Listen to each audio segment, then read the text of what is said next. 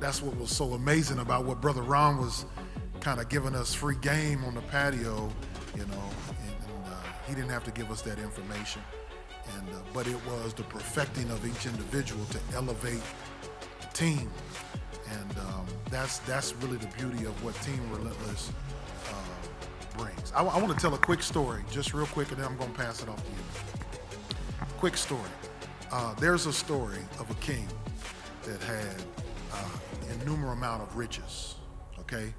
And with a numerous amount of riches, for lack of better word than saying workers, I'm going to say this king had servants, okay?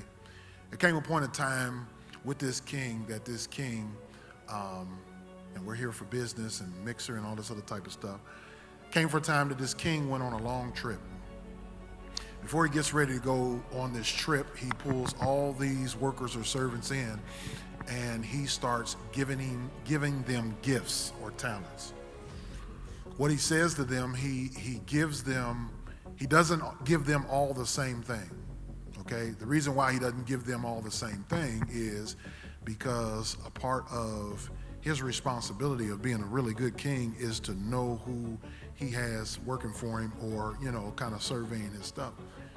He gives them according to their ability to be able to handle. And he gives one 5, he gives another 2, and then he gives one 1. And then he goes and he stays gone. And while he's gone, these 3 guys start really working in what it is that they were given. So the one that had the 5, he actually took the 5 and he traded, and the story says he actually obtained 5 more, so now he has 10.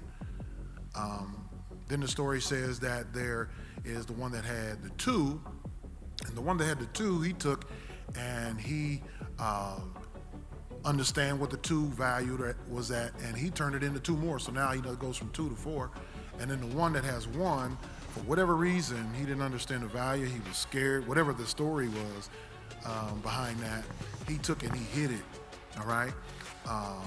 And I carry that story in business. And of course, the king comes back to take inventory with what they did, with what he gave them.